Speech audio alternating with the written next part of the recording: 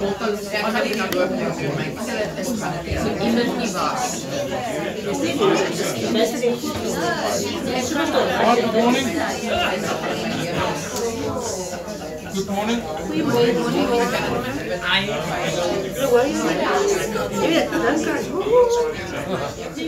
Right. You feel the cold? It's not so cold. It's lekker. Sy wil nie vir my Ze willen niet ook zitten. Ze willen een kwart voeten. nee. Well, okay. Right. How are you? We are easy. well. How easy. Jullie is wakker, hè? We are all fine. Ik ken my tens, ek moet seker maak of julle luister. Nog 6 op my kop sê, dis ook. Net 6. If you have a committee, 7 wees. have you had a committee meeting? Shireen and Etienne, Charlene and Etienne? It's Charlene's aunt's very big birthday today, and they've gone to Belleville. They sent apologies. Wow. Okay. Wow. We're not invited. We'll talk to them. Yes, absolutely. You come sit here. Morning. Come sit here and I can have an eye on you. Right. And any good stories? Anybody that wants to share something? I can. If everybody noticed the entrance of Port Owen, it was one of my dreams that when I started being the secretary that we will do a big change in this town of us. So we got a new committee and it just exploded, and I was so, first I was like anxious it's going to work, and I started to talk to God, and eventually we got this very believing man, and he started getting everything in. He's got this way of speaking to people, and it just happens. And suddenly our entrance are looking beautiful. And Saturday, I was busy cleaning the house, and I got all the WhatsApps, and suddenly there was a donation made for plants, and suddenly I just started to cry. I said, "Oh my word, this is the best thing I've ever seen." And I said, I sent a WhatsApp to the lady, and I said, "Thank you so much from the bottom of my heart. It means so much to me, or to us, that something that everybody is noticing it, and it's gonna be inspiring for everybody in town." So that is my story, that God is working in mysterious ways. To beautify the entrance of Port Owen. Yes. We saw it and we were wondering what was happening. Thank you for Yeah, explaining. they are beautiful, Yes. and it's going to be a camera on it, and it's going to be safe. And insurance for the next drunk car that comes plowing through. Well, we're going to sort that out. Yeah, give me some insurance that I can cover that. You fix this thing and then some drunk soddergaand ou dan ploeg jy al die werk op. Hoop is gebeur. Nee, ons hoop nie dit gebeur, maar dit gebeur. Maar ons sal maar moet bid. Ja, dis nie so. Ons sal bid dat die ou aan die ander kant ry. Okay.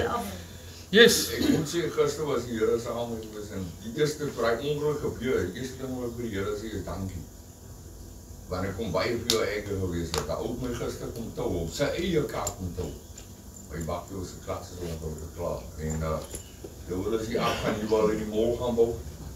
Toe is om die dryk om te hoor die garage op die kar, en ek denk maar die garage moet die haal wees. En eventueel was ek vir die om af te slek, want hy ry toe 'n bietjie vinnig. En toe as die munisipaliteit kom, dan raak die garage baie erg. Toe wys ek vir jou, kyk die nou sit agter ek is hom al oral, of hy nog kom of nie, dan trek ek hom saam met hom. En toe by die entrance kom, sien ek daar gat 'n poel doen. Voorbeeld vas. Kom ek oor. Gelukkig ek as die pad het, hy is die pad het. Ek loop in die pad af, gaan tel al die wheelnuts op in die pad. Toe dis sekere appie wat my nooit die looppas gedry nie. Hy het die nuts opgesit, maar hy het die pas gedry. Must be nuts, man. Ja. Soos jy al gery het, toe jy sien, waarom sê dieselfde karavaan is ons? Maar dis ons karavaan. Dis nie langsaam. Nou kan ek weer eens vir die Here sê, dankie ook my broer was gedry gewees, toe hy uit Hof te maak, en net 'n dinkie in die vriende, maar gewone pakkie moes die vriende af. So, as net 'n dinkie in die vriende waar die kar reg maak, as net skare op die kar. So, dis 'n ongeluk wat amper met jou gebeur het? Ja. Yes, wat gisteroggend gebeur. Okay. Wel, prys die Here, Here, dit Dit het was nie die eerste gebeur. woorde in my brein na die ek het mekaar uitgeskel in my kop. Maar jy het dit nie regtig gedoen nie. Nee, ek het mekaar nog gebreek. Maar ek sê, ek kyk hier klaar op hier. Mooi woorde gebruik. They know the appies die. De APS? Die. Hy het verdwyn. Taai. My son. Oh! In my brain right moment, I had my hands around his neck, was he throttling me. I thought you said the APS tied up. It was almost tied up. So then we worried now. Where is he now tied up? Hy het net vermis. Okay. No. Right. Anyone else? Anyone else? Nobody. No testimony? Here is goed. Ek wil iets sê. Yes. Die dag toe daai ongeluk met my gebeur het, ek van die pad af gegaan. Ek het nou nie gesê wat gebeur eintlik nie, want my man het gedrop, maar toe die bakkie in die lug is en ek kom in myself en ek maar weet nie wat gaan nou aan nie. En ek wil net sê dit gevoel asof die Here se arm so om my kom en ek vat die stuur so en ek was hier nie kalm nie, maar my lyf was kalm en ek kon die bakkie tot stilstand kom. So dit was net amazing ook die experience om my lyf gevoel het en dit was in beheer gewees die hele tyd hiervoor. So die Here is regtig. Okay. Praise the Here. Praise the Here. Right. I've got a question. My question is, why did you come to church this morning? To learn more. To learn more. En sy teenwoordigheid te wees. Okay. Somebody familie teenwoordig gewees. En dankbaar. To thank God for what we have. Okay. Okay. Anybody else want to try that one? Okay, it's good. No, there's no wrong answers. Just wanted to because it's important that we need to be together. We need that. We all need it. I need it. And it's important that we need to have that fellowship. I also think I come for the security. It's just the security of being with like-minded and with family. Yeah. Why do you feel the security? What secures you? It secures me that God, if we follow His precepts and we're just learning to be family and caring one for the other, it doesn't always happen in the world. Even with real family, it does not. But here I know that it does. I was in an interview, just deriving something from what you said, security. Thank you for that. Speaking to other church leaders, it's important that you pick up from what is their perception from where they come from. And then you actually learn what the person's theology is, and if it doesn't matter what theology the person is, you're going to get it. If that guy's off track, you're going to get what he has. You're not going to get what he always teaches you, but you're going to get what he has. So it's important that, you know, and we've been on a journey to get our church into a part of bigger things, part of a bigger covering, to be accountable, because I need to know that I'm checked up. You know, if you don't check yourself up, you're going to get sick. You know, a man has to go to a doctor at a certain stage and he's got to be checked up. You know, same with women. And if you don't get checked up, you're going to get something caught when it's too late. Are you all on the same page? So somebody's got to check your spiritual health, your physical health, and your marital health. And you've got to be checked out. You've got to be accountable for what you're doing. If it's something irresponsible, you've got to be accountable. Who do you go to? Who does the congregation go to? Otherwise, people just leave.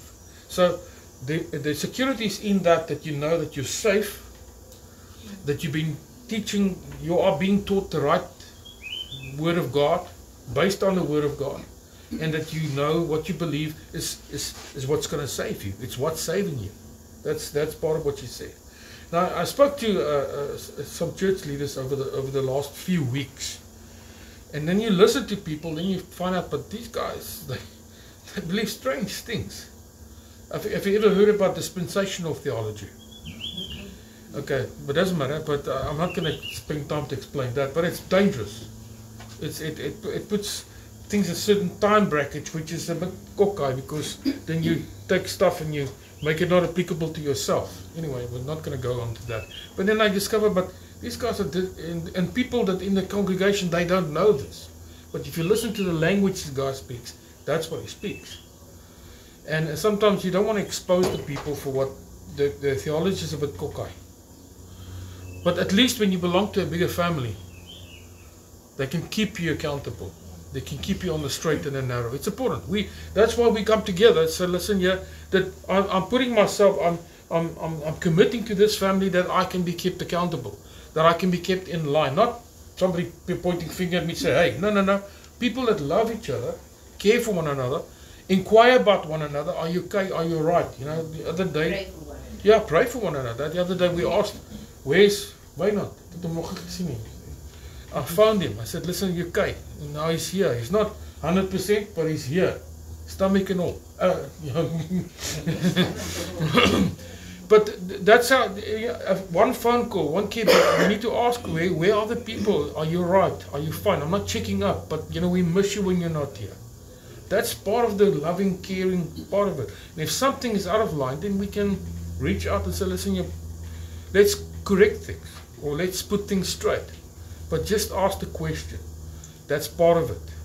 And that's how you feel safe. At least somebody cares about me. But when you're out there by yourself and you're exposed, the enemy will take you out. He will destroy everything what you have, and nobody will even know about it.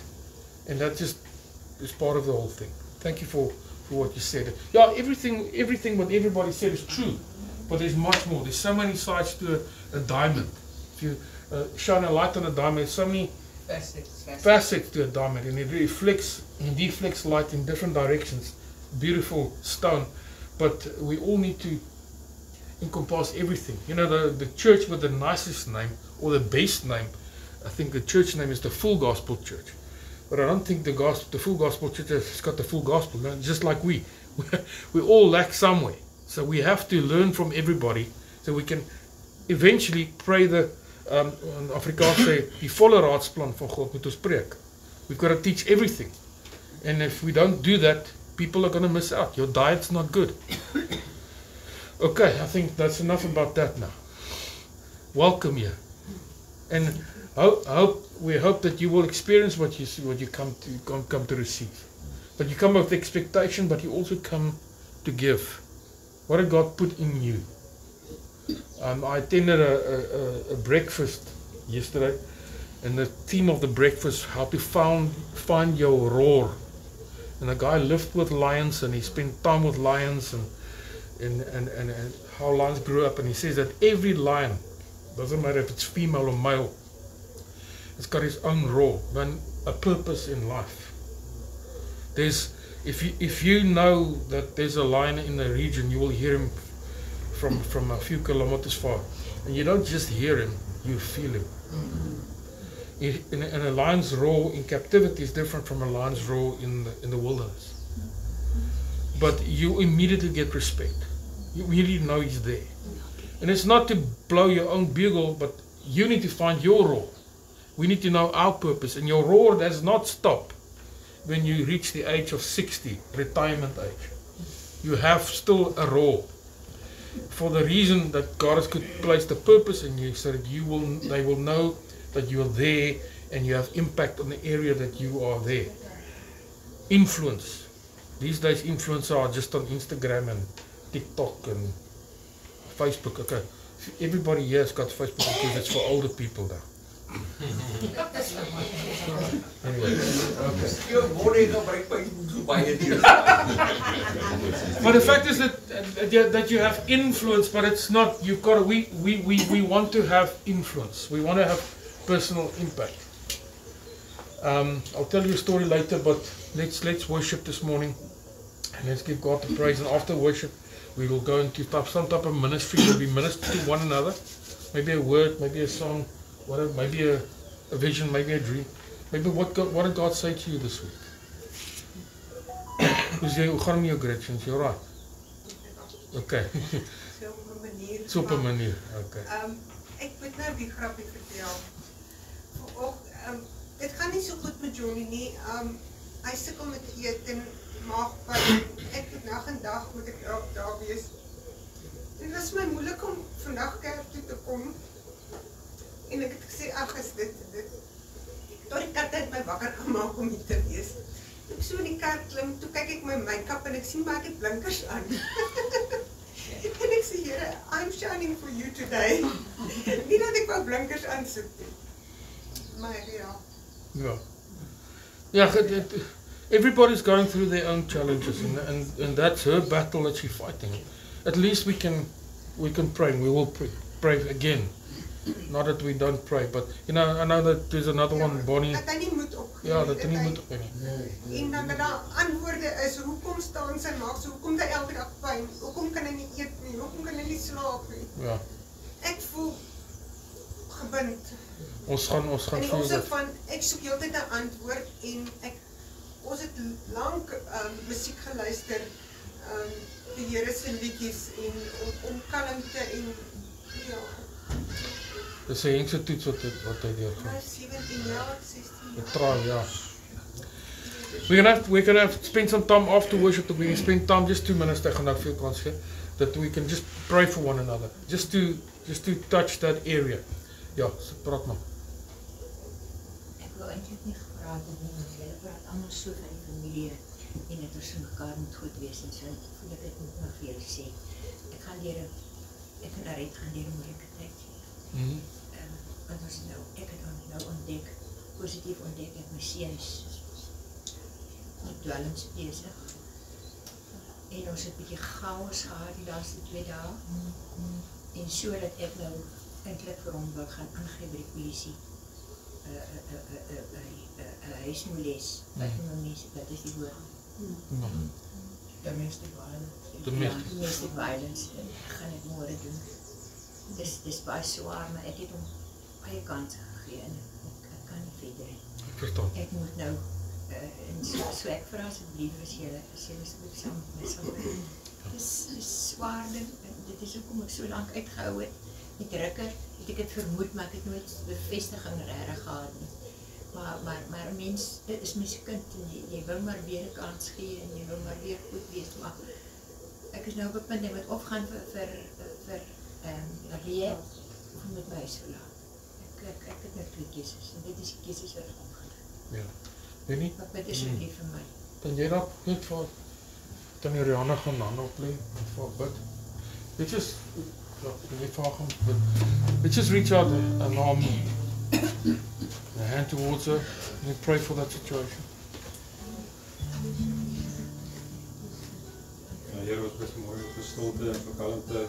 Ons bid ook, Heer, dat die in sy hart sal versterk, dat sy die regte keuses sal maak, dat vir wysheid en Heer, Heer, ons ken die hart van 'n ma, dat sy gee om vir haar kind. Maar partykeer is dit nodig om tough love toe te pas. Mens partykeer veg 'n mens eintlik vir jou seun se hart. Dat partykeer moet 'n mens maar jou perke stel, jou boundaries instel om ander mense tot insig te bring van hulle probleme en hulle foute. Ons bid Here dat ook Here sal gaan vir rehabilitering, dat regte keuses gemaak sal word voor en dat ons ook dat die seun oop sal wees vir ander en oop sal wees om te besef daar's 'n probleem en dat hy bereid sou wees om aan te werk. In Jesus naam. Amen. So Mike, can you just go and lay your hands on Gretchen there? Pray for Johnny. We'll be busy now in this moment.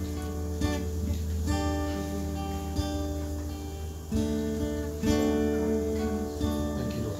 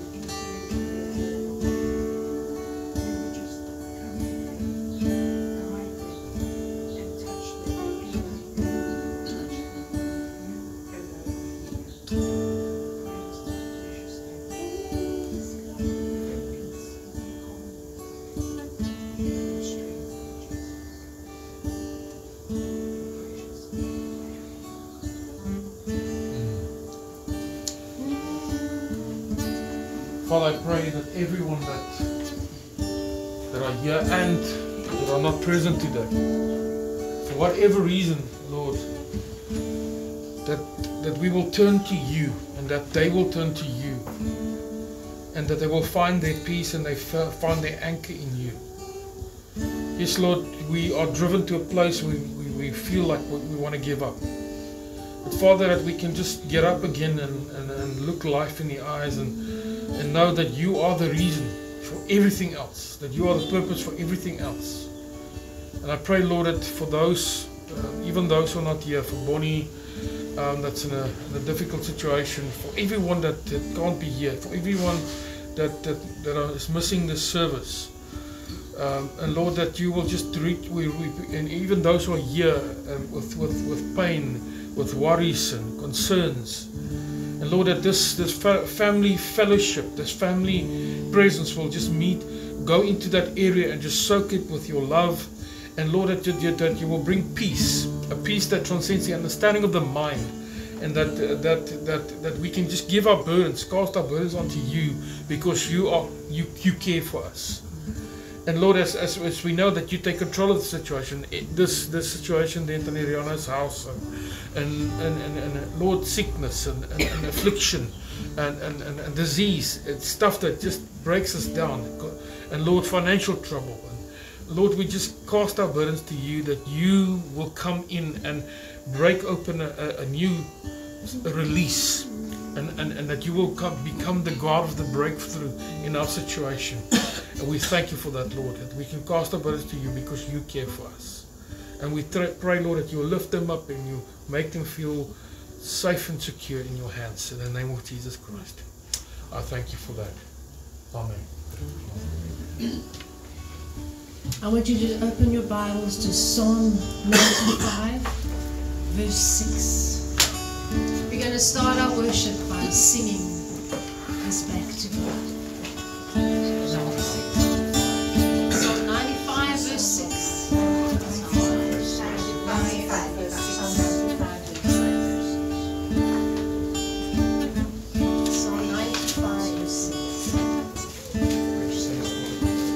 Let's sing it as a prayer. It's just a spontaneous song. Sing it from your hearts.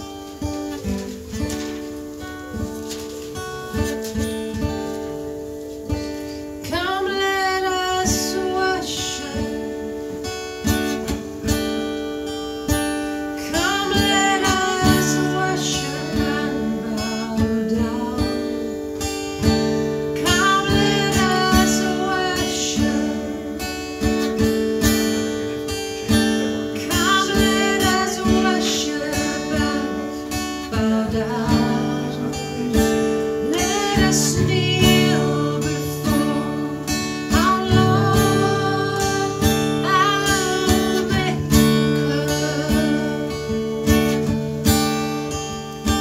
Let us kneel before our Lord, our Maker. For He is our God. He is our God. Yes, He is. He is our God. He is our God. Come, let us worship and bow down.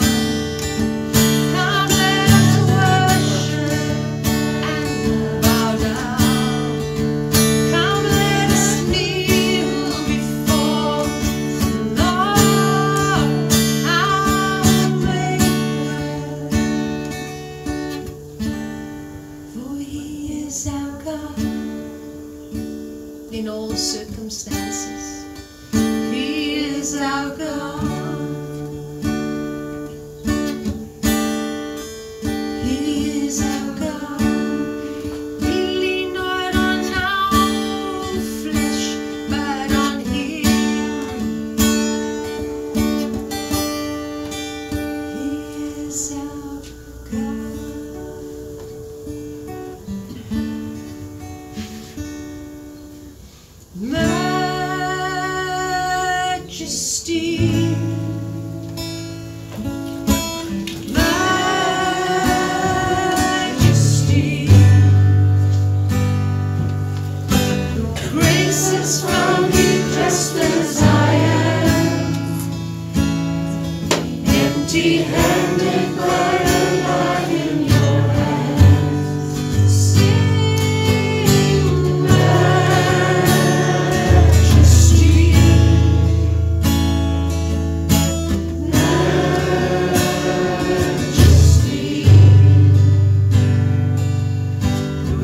Jesus found me just as I am,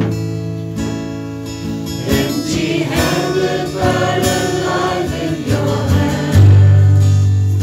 Majesty, majesty,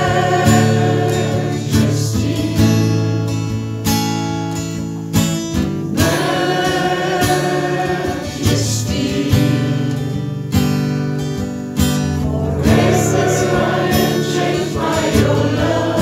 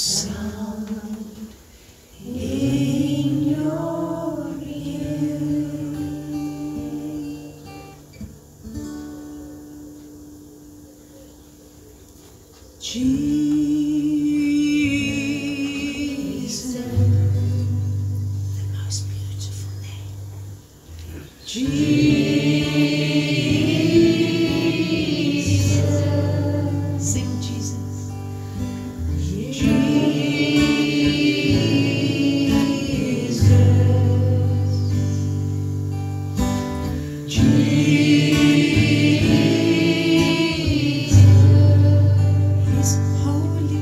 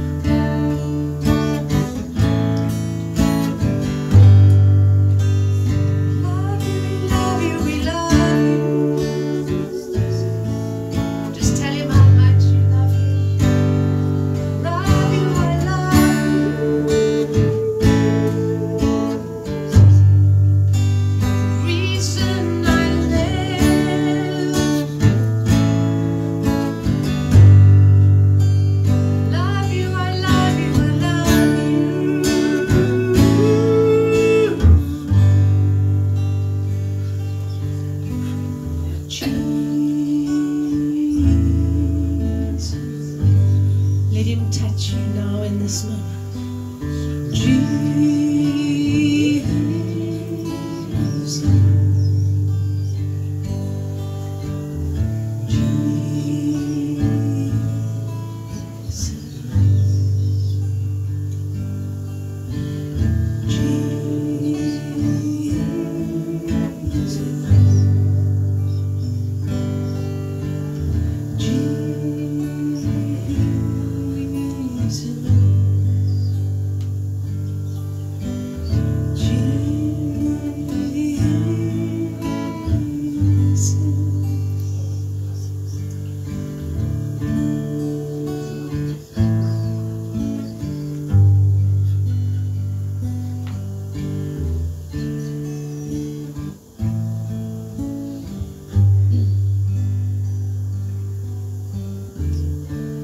Come, let us worship and bow down.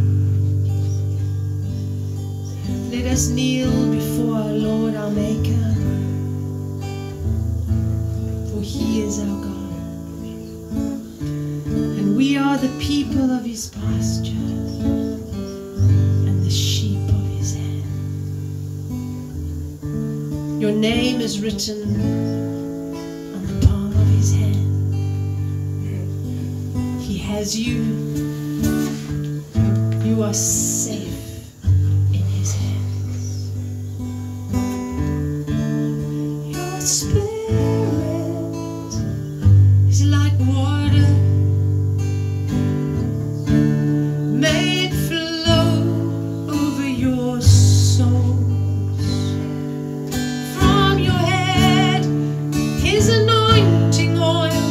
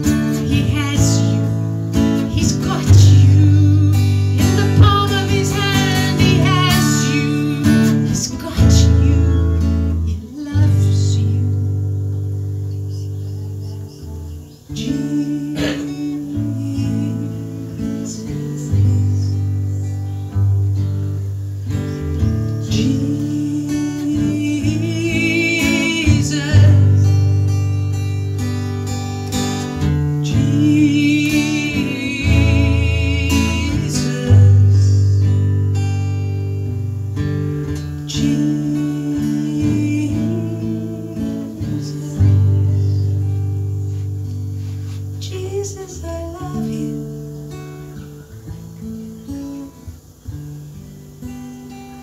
I love you so much.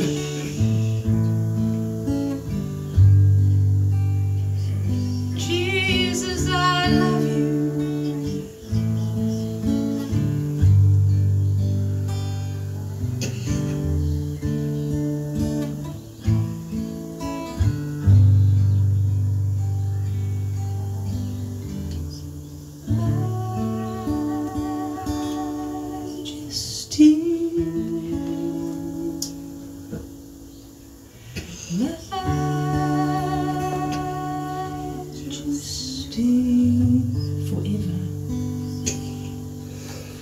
Forever I am changed by your love.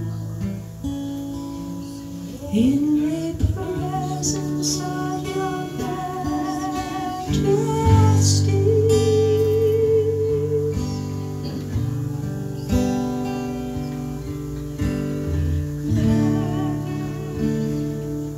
majesty.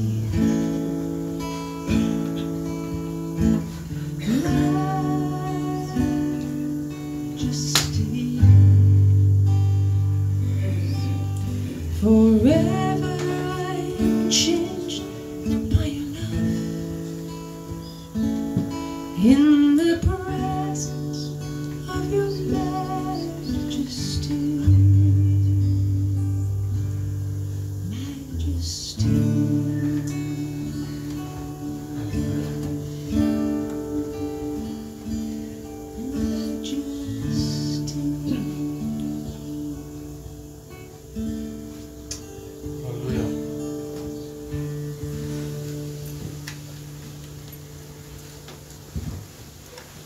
picture, Devon, I just got a picture of you, you know, zip ties, you know, sometimes the FBI catch people and put them in zip ties, and I see your hands, you stand there like this and suddenly you break loose.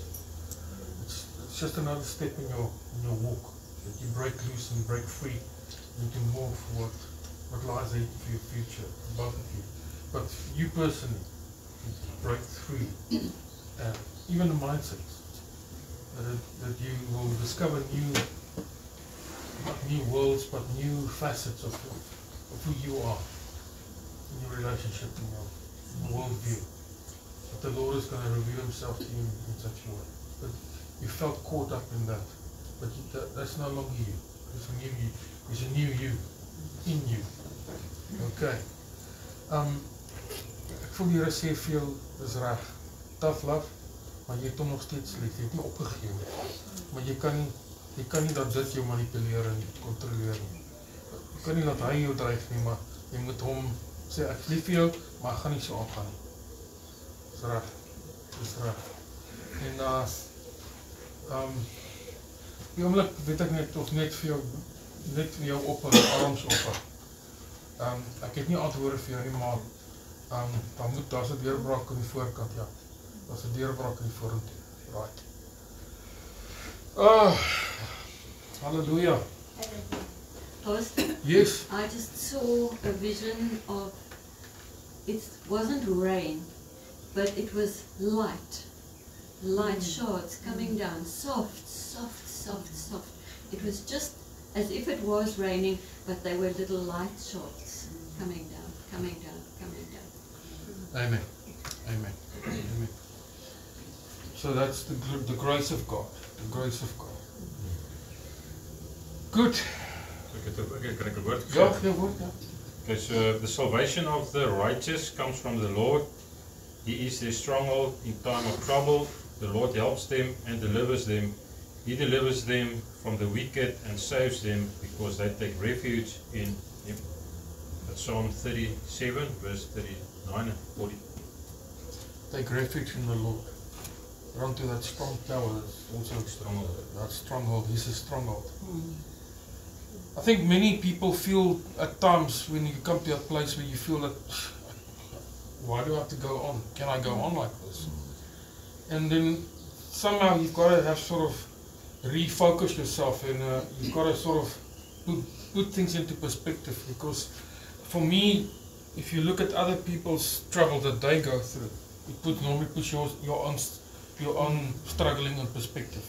You know, there's a lot of people that go through much more worse than what you go through, and they go through it. As we came back to yesterday, because I went with Phil to the breakfast, Carol's breakfast in Malmesbury, and as on your way back, it's a good time when you spend time with people, traveling with them, to let them talk. And I asked him, tell me your story, tell me your life story. You know, he lost his wife in 2021 to cancer, and I asked him, how did you get over? How did you go through the grief? And he had an amazing story. He's a wonderful person, that guy. He's got a beautiful heart, and just to serve the Lord. He's not perfect, but he's just the way he dealt with it. But he loved his wife dearly, and his children, but just to hear the story, how he got through it. And then when you listen, you compare yourself. Not that it's always good to compare, but just to compare your story with other people's story. Then you discover, but I'm not so sickling as other people. Because at the moment you reach that point that, oh, me and myself, and then you have that pity party. Yes, everybody's got a right to have his own pity party. But the problem is that when you have your pity party, you're not having your party alone. Yes, you're having it alone, but there's other things joining you of darkness and dread and shame that joins your party. That's not of God. And who's going to get you out of that pity? It's just when you stand up and when you go and you invite God into your situation. All of us must do that. We all have to invite God in our situation, that we don't sit in pity, because when you sit in pity, that grime, that mess is when the devil gets you. And it pulls you down. So we need to And that's a choice that we've got to make. So, and as I can learn from Phil's story, and Phil is in Friedenberg, he's doing a Kairos, I think I did say that, a presentation for Kairos Ministry at the Methodist Church. He said, but he rather wants to be here. We won't broadcast that there. But the fact of the matter is that we all have a story and we all have a right to feel bad, but we cannot stay there. Doesn't matter what we go through. You know, it's like the farmers that, yes. So in worship, I've also got this impression of the Lord being a strong tower and the righteous run into it and are safe. Absolutely, yes. He's our strong tower, and we run to Him, and that's what we need to do. Feel better, a bit better. Okay.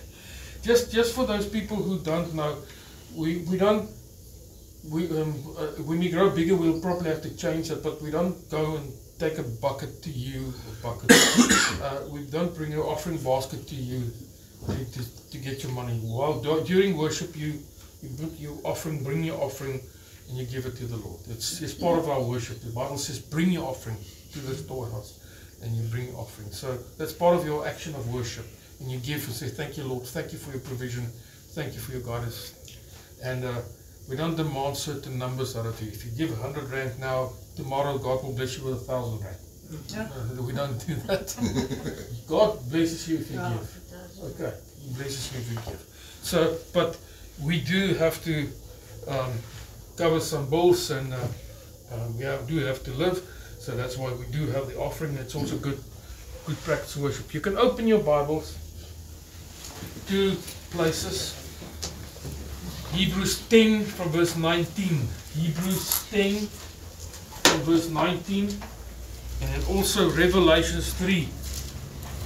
Hebreërs 3 en Openbaring 3. Hebrews 10. Sorry. Hebrews 10 and then Revelations 3. Sorry. 3. Hebrews 10 verse 19 and Revelations 3. Hy spog ek mense.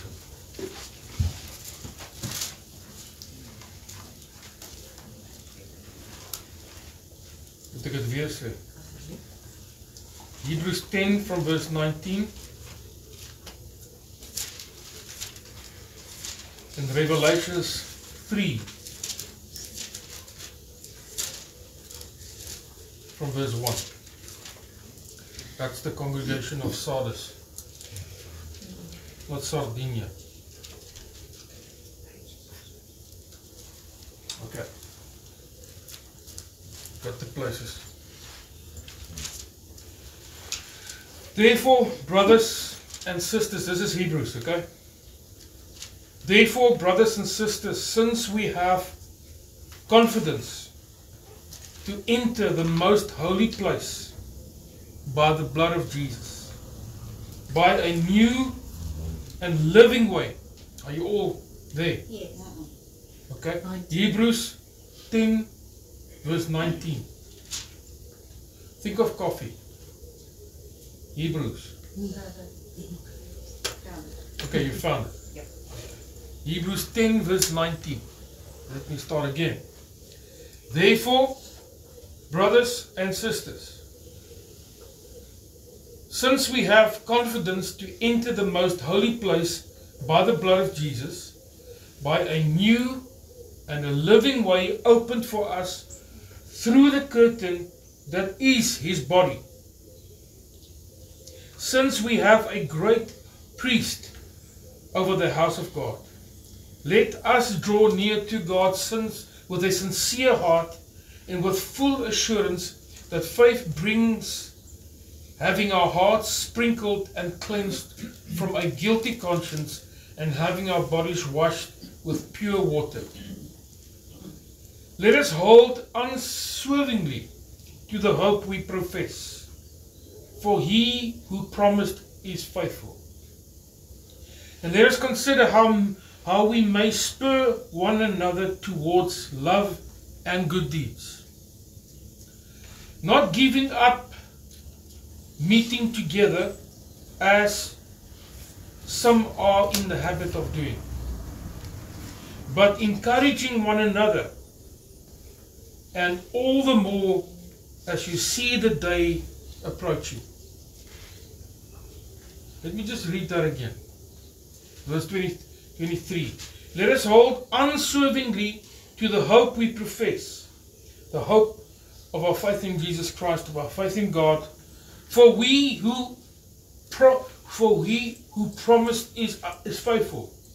And let us consider how we may spur one another on to love and good deeds. We spur each other, we encourage one another, we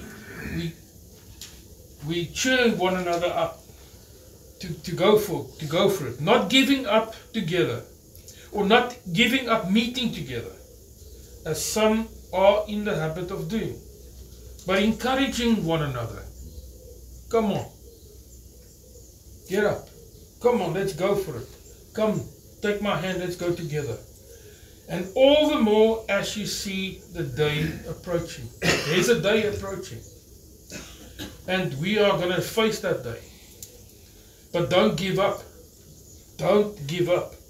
If we deliberately keep on sinning. Now just after that, there's another warning. If we deliberately keep on sinning after we have received the knowledge of the truth, no sacrifice for your sins is left, but only a fearful expectation of the judgment and raging fire that will consume the enemies of God.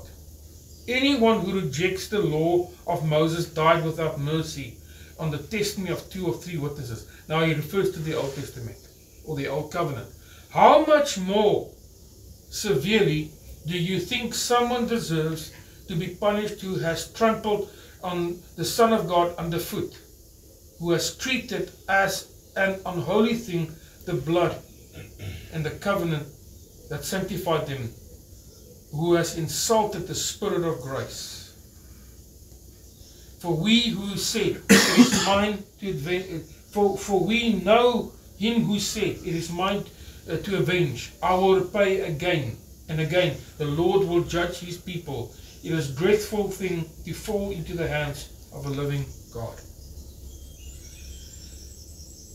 It's not once saved, always saved. There are people that can lose their salvation.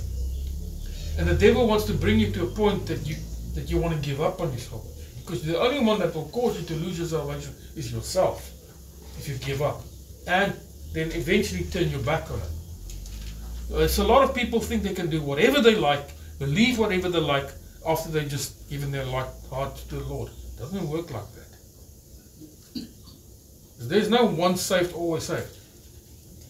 There must be a change, and there's a continual change that comes out of it. And people come to a place where they then again sin against the Holy Spirit, and that's an unforgivable sin, where you reject what God did for you. We rejected the salvation. We say no. And there are people that outrightly blaspheme against the word, against God, against the salvation, and that you trample what Jesus did for you under your foot. You curse him.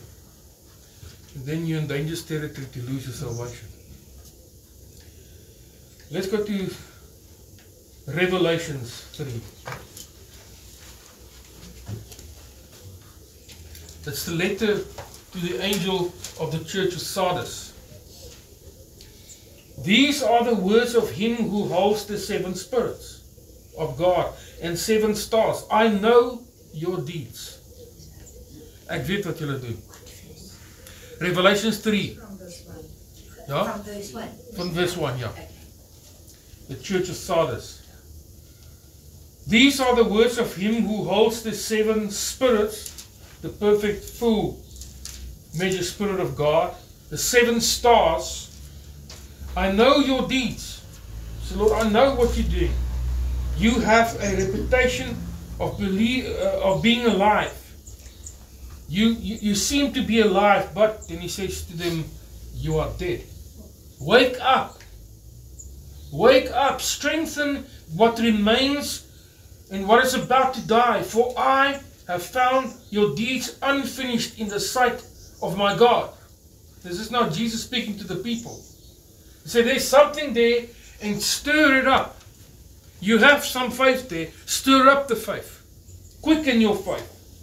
Allow God to stir it up. Get into the presence. Get into the fellowship. Get into amongst other people so that your faith can be stirred up. Because if you isolate yourself, you're going to die like a burning log that's been taken out of the fire, and you're going to grow cold.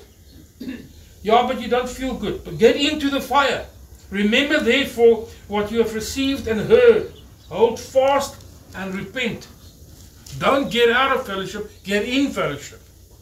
Don't get out of love, but get in love. Quicken what you have already there. But if you do not wake up, this is a warning to Christians. I will come like a thief. This is not to unbelievers. It's to believers, or those who call themselves Christians. I will come like a thief, and you will not know what time, but I will come to you. You have a few people in Sardis who have not soiled their clothes. Daar's 'n paar mense onder julle wat nie julle broeke vuil gemaak het nie. Okay, that's not what it said. But you didn't dirty your clothes. You didn't spoil your clothes. But it seems like if you read the verse. They will walk with me and dressed in white. This is not Jesus talking about the people who have not polluted themselves. And the one who is victorious, they will walk with me and will dress in white, pure clothing, and they are worthy. The one who is victorious will, like them, be dressed in white. And I will never blot out the name of that person out of the book of life. But I will acknowledge that name before my Father and his angels. Whoever has ears, let him hear what the Spirit says to the churches. I'm not going to pick on you. I'm encouraging you this morning. This is to encourage. You know, we always have the thought in our heads, but I wish somebody else can hear this word. But I know we all have been in that place where we feel like giving up. But you cannot afford to, you will visit that place, but you cannot afford to remain there. Because it's a bad place to remain there. Don't set up your squatter camp there. Maybe you've pitched a tent there, but unpitch your tent and get up and go. You've been there, yes. We've been there. The fact of the matter is, you know, like these people that went to America, nobody can judge them because you've not been in their shoes. There's a lot of people that said things about them. You know, I'm not there to defend them, but you know, there are people that went through hell and back. So if they want to go, let them go. But don't judge them. But I'm talking about now spiritual side. No, don't point the finger to people. Encourage them, but don't remain there. There's always somebody that's worse off. But it's always encouraging to know that I'm not the only one suffering. There's more people suffering with me. But let's get up and let's go. In Tabernacle, twice it's been repeated. Let's encourage one another. Let's do together. Let's pray for one another. Let's stir each other, spur each other on. Come on. Kom ons gaan na die spur toe. Okay. Talking about the spur. Coffee. The spurs of coffee is sterk. But that's not the point. But there are people. We come to a place that we feel like things are just too much. But let's get up. Let's go further. But why? Many years back, I was still studying theology, and I was at the beginning of an exam. It's just when I started going out with Belinda, and I think I was in my second year. No, it was my second year. I got married in my third year. My fourth year. Anyway. But it was right at the beginning when just before we started going out, and I just made it and I was excited. I was so in love. Goodness gracious, I was in love. It's good hoog deur gehad. But it's good. I'm still in love with her. But I was in a struggle because I was doing theology, and theology can be such a dangerous thing because it actually can take you away from God, because you're working with science and you strip the scripture, and then the scripture just doesn't have any authority anymore. And I said, but I just don't like this anymore. Do I have to go on? And eventually it came to a point where I started doubting my own faith. And the only thing that actually got me together, because we worked with people at stages that were involved in Satanism and very much involved in Satanism. At that stage I believed that I had a ministry for deliverance, which is a lie. You deal with deliverance because you're a believer. You don't get a ministry of deliverance. If you believe that, you're believing a lie. Okay? You do deliverance as a believer because you've got the authority. There's nowhere in the Bible that says you've got a ministry of deliverance. Prove that to me. The only ministry that you have is the ministry of reconciliation. That's in the Bible. But we did a lot of deliverance, especially with people involved in the occult. But it can actually totally make you cockeyed in your faith. You read books of Rebecca Brown and then you become more legalistic than anything else. Have you ever read Rebecca Brown's books? Yes. She was a Satanist and she got out of Satanism, but she became very legalistic.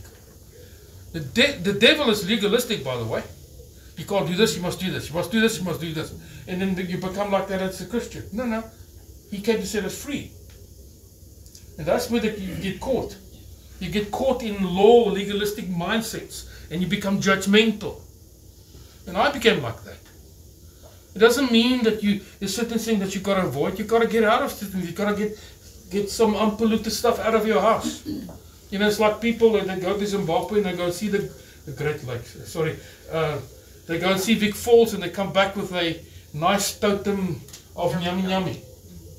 That's a snake god of Zimbabwe. And then suddenly some bad thing starts happening in your house. And you wonder why. Because you've got a demon in your house. A statue dedicated to a demon. Even missionaries from the wonderful Three Sister churches, they've got these things in their house and they wonder why things are flying around in the house and people, strange things happen to them. It's because there's a demon in your house. Oh, because they don't believe in the supernatural. They're wonderful, good people, but and then you've got to get the rubbish out of your house. So you've got to get the rubbish out of your life. You've got to get the lies out of your head. Where am I now? I'm here. So I was in this battle. I was in this battle and said, Lord, I don't know if I'm saved anymore. And that night, in such I've worked myself up into a tiff, and I was in a turmoil.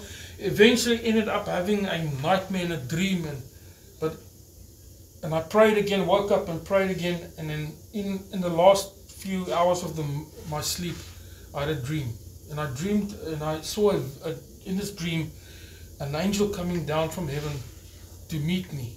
I just saw this light glowing, and eventually I was crying and I was fighting with myself in this dream, and the angel said to me, just calm down. And he took a book roll and he opened up the book roll and he took his hand and he pointed at the thing and said, there's your name. I wrote your name in the Lamb's Book of Life. And when I heard those words in my dream, peace came over me. Because that's the thing, is that the question I want to ask is your name written in the Lamb's Book of Life. I'm not going to ask you how many demons you drove out, how many people you've counseled, how many people you got saved. But the question is, what Jesus said, is your name written in the Lamb's Book of Life? And it's not your goodness, it's not my goodness, it's not good people going to heaven. There's no good person going to heaven. That's what people believe. They believe good people go to heaven. Oh, but he's a good man. We're not good. It's not our goodness that gets us saved.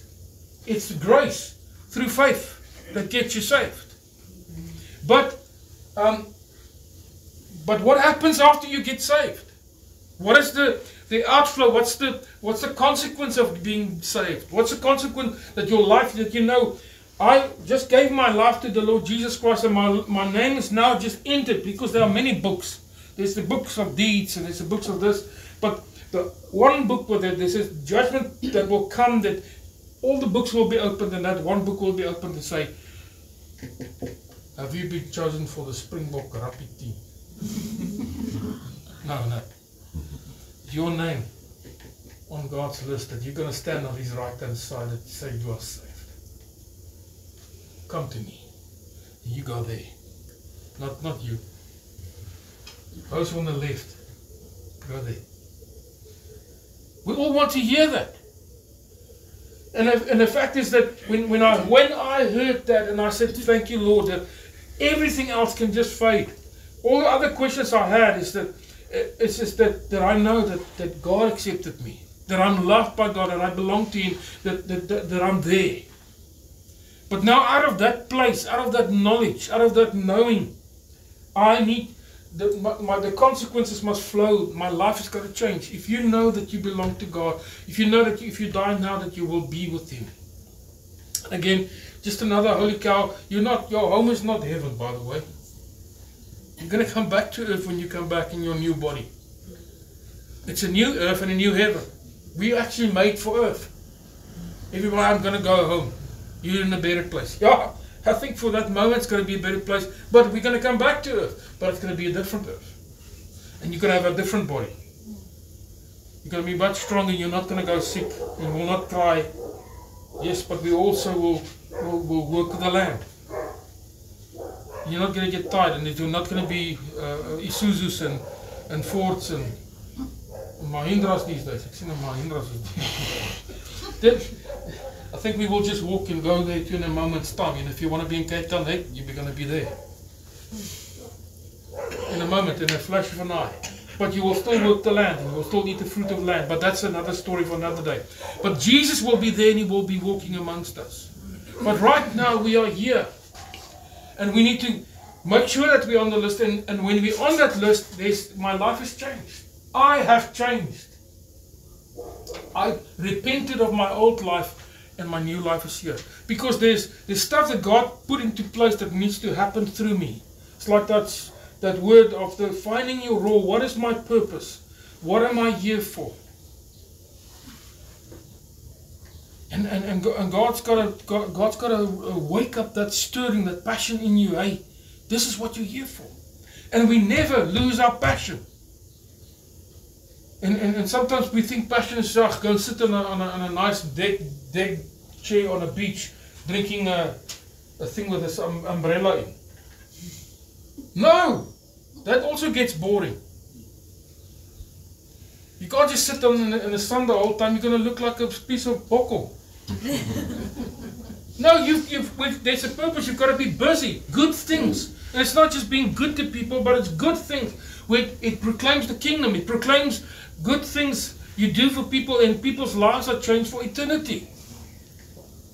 There's an eternal consequence. Your life has got an eternal impact on people. It means that you've shoved that person just a bit closer to eternity for that decision, and giving them a message of hope.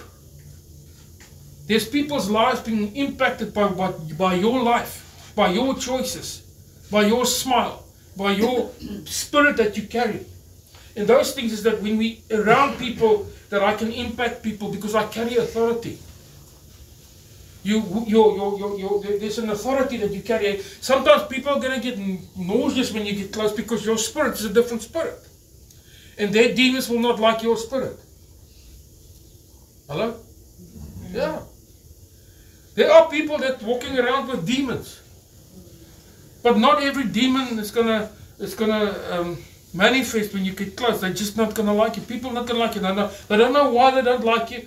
There are people that like me, and some people that don't like me because I think I've got a certain type of abrasive personality, like a piece of sandpaper. But not everybody. There are people that like me, but that's life. But sometimes there's demons, and that demon doesn't like the Spirit. The Holy Spirit is inside of you. But we are there to bring the light. We are there to be that we are salt. We are there to be different. And I'm different because my name is written in the Lamb's Book of Life. My life belongs to Jesus Christ. I've got a new injection of new blood. I've got His blood inside of me. I haven't got the old blood. I'm a new creation. And because I'm a new creation, I bring His world into this world. I bring His values into this world. I bring His speech into this world. I speak differently, I think differently, and I talk differently, I act differently. That's the good stuff that I'm doing. And that good stuff has got a spirit behind it, and it impacts people around me, and it injects them with life, injects them with faith, injects them with positive life. There's a difference between our faith and the other religions. There's some good stuff in other religions, some bad stuff in other religions, but the fact is, we've got eternal life. And there's hope. And there's purpose. That's what makes us different. And I can't just keep it to myself, and I can't just hide it in a corner and thinking I'm just going to wait until Jesus returns, or he's coming to rapture me. Ek en my klein hoekie en jy en jou hoekie. We always sang that song during the Pentecost time. Ek en my klein hoekie en jy en jou klein hoekie. Sorry! No, there's life. We've got to live life. And it's not a personal thing. Faith is not a personal thing. It affects everybody. Just as any person, whatever gets involved in it, affects everybody. Daar het jy nou net gehoor, toen Rianne praat van dit. It affects her whole life. It affects everybody's life around her. So your faith affects people. I've got to be careful. How much ek nou spoeg? Sorry, is dit? Jy reg? Dis kom ek maar geskryf. But it affects everybody. So, Lord, what is it that is my life changed? Is my life changing? And I can never retire from that. You can just carry on. You can refire. And therefore, what is inside of you, what God planted inside of you, the seed that He planted in you when you got saved, stir it on. Come on. Get up and stir it up. Ja, maar I'm in impossible circumstances. Hierdie ou gevrekte ding wat ek saam mee lewe. Here, klap hom. Maak hom wakker. Wow. The one woman prayed, Lord, let something happen to my husband that he can get saved. To pick a slang hom. Be careful. Be careful. And then you anoint the cushion and you put the anointed cloth on his cushion and then slaap jy out en hy rol rond en nader sê, wat die hel is hier onder my kussen? Then the anointed cushion and yes, we will think of all sorts of stories, but pray for the salvation of those in your house. Pray for the salvation that you're with. Start with your family. Don't preach at them. Moenie hulle dood preek nie. Moenie Bybelversies opplak nie. And don't just put them on the prayer group. Be quiet, get people, because then they know, oh, Lord, julle sisters groep ken van my alweer. En kom daar net Yes, pray, but don't expose them, don't humiliate them. Just pray for them. But we have a purpose, and that purpose is to see that people will get saved. Because God loves them, and I've got to love who God loves. We don't want our family or anybody else to get lost. My brothers and sisters around me. You know, what will we do for those we love? We will go to the extra ends of the earth just to help them. You know, just I think of my animals. What will you do because, you know, you love your animals and you will go an extra mile to get them help. But what about people? And you can only help them so much because everyone's got to make their choice. You can 'n perd by die watergat bring, maar jy kan hom nie maak drink nie. You can't force people to make a choice, but you can help them to the place where they can make a choice. But how we help them is a different choice. And what Benny said is true in the case of people that are addicted. You've got to make tough love choices, but you still love them. That doesn't mean that you don't love your son.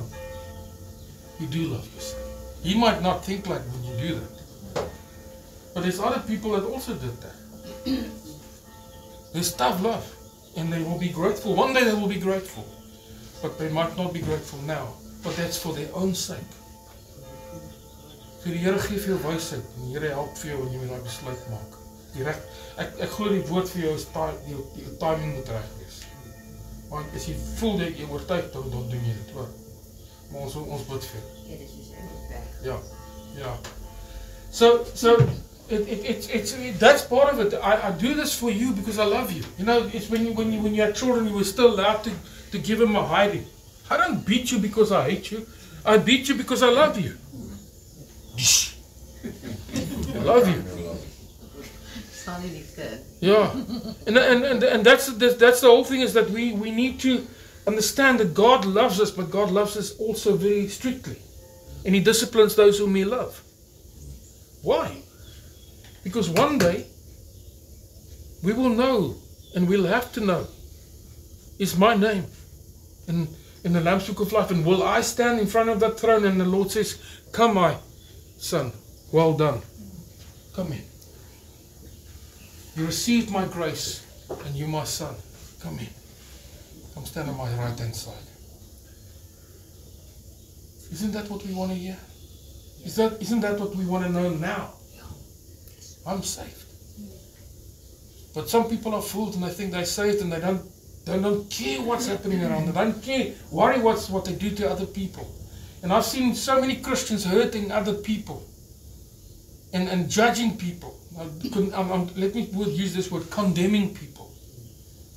And there's no love in what they do. Breaking down churches and attacking churches. No. Let's stir each other. Come. Let's come here. Let's encourage one another. This is an opportunity where we're here this morning and heard the stories and people that took the risk to expose themselves but feel safe. Don't just talk about what's happening, but feel safe and know that people are praying for you. And when the Lord shows you Tannie Rihanna, pray for her. Pray for her son. Iemand daar by julle bly, né? Pray for his son. Lord, we pray right now that you touch him. We pray, Lord, that you right now that you every time he puts his hand on something that he wants to abuse, and Lord, that it fall out of his hand, that he will just get sick of it. Every time he wants to, whatever he will do now, he does it, Father, that it will not work. There will be not success. It will fall out of his hands. It will fall to the ground. And he will just lose interest in it, and he will walk away from it. And we pray, Lord, that we pray for his salvation. We pray, Lord, that you will turn him around and he will come running back to you. In the name, send the right person with a divine encounter of his life, Lord, and that it can connect him and confront him with his eternal life's choices, and that he will get saved. We thank you, Lord, for his salvation. In Jesus' name, we pray that he will turn around, and we thank you for that in Jesus' name. Amen. Is your name written in the Lamb's Book of Life? Yes, I prayed that prayer. Have you repented of your old life? Yes. My life belongs to him and it's in his hands. Take me where you want to go. Lord, let me find my role. Nou, almal maak reg, kom ons gaan brul 'n bietjie. Ja. Squeak. Okay. Jy tande geborsel. But that's let people feel and know that you're there. Because you carry the kingdom. You're a son of you're a righteous son of the King of Kings and the Lord of Lords.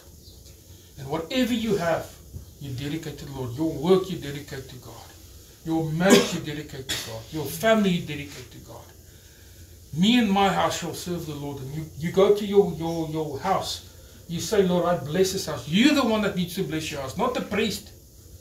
And coming with the holy water and bless the place. No, you're the one that they need to bless the house. You're the one that's the king and the prophet and the priest and the owner of that house. You've got authority, so you invite God over your house. And everyone in your family will worship God. Not the priest, he's not the one that's going to determine your salvation. You've got to get the message, but you need to make the choice. And then stand up and believe God and trust God. But what we do for one another as brothers and sisters is, come on, man. Get up. I pray for you. Take my hand and let's run together.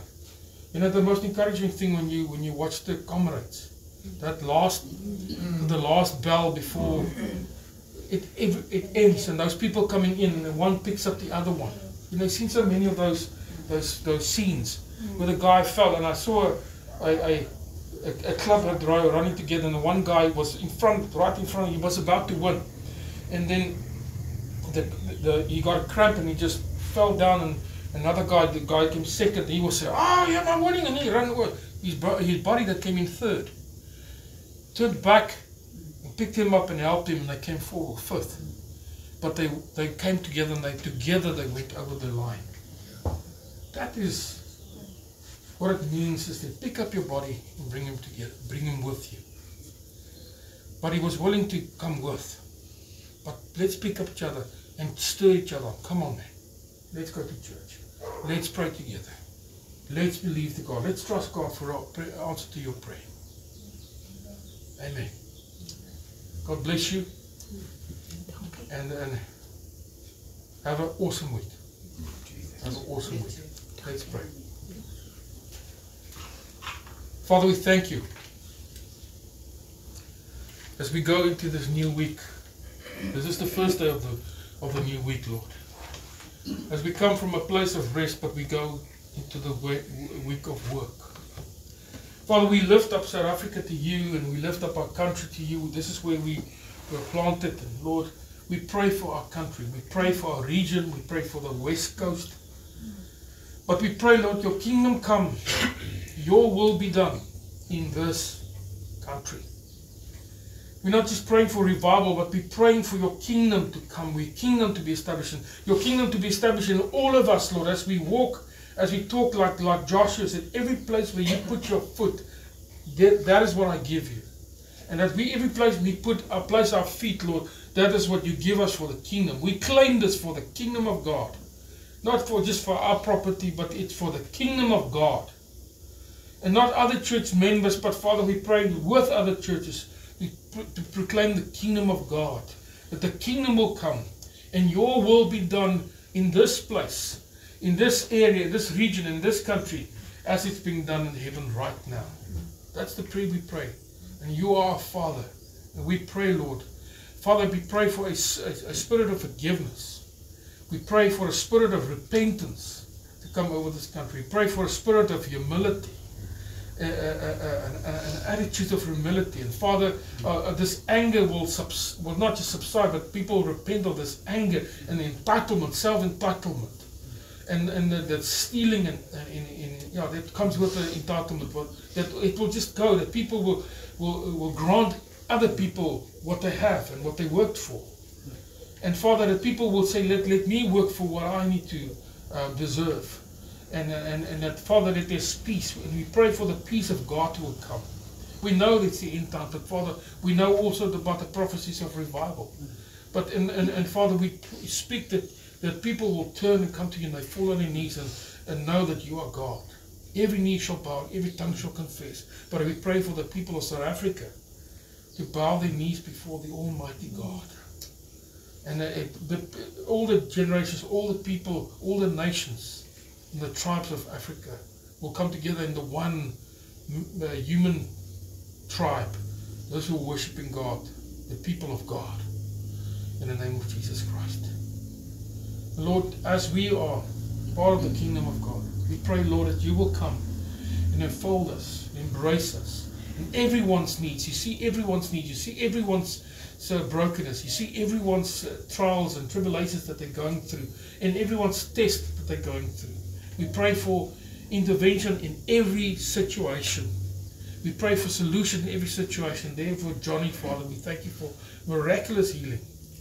That you touch him and that stomach can just flatten and go to normal size. And Lord, that his health and strength will come back to him.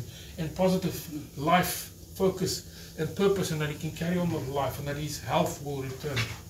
We thank you, Lord, for restoration of work and purpose, that everyone will see their purpose and the plan that you have for them in this life, Lord.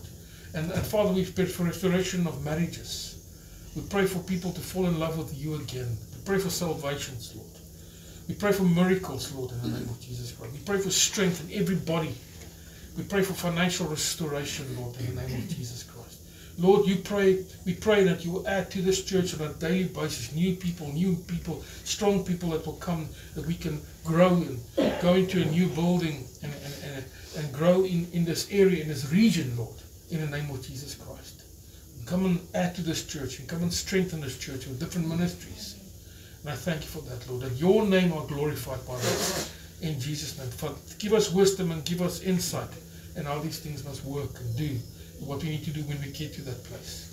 We thank you for that in the wonderful name of our Lord Jesus Christ. Hallelujah. Amen. God bless you. Yes. Ek wil iets sê, daai wat ons gewoon nou gepraat het van die boek in die naam in die boek van die Lammer. Gewoonlik as ek met die mense praat wat nou nie gelowig is, ja, gaan ek wel dan praat hulle simpel dit. Vra hulle kyk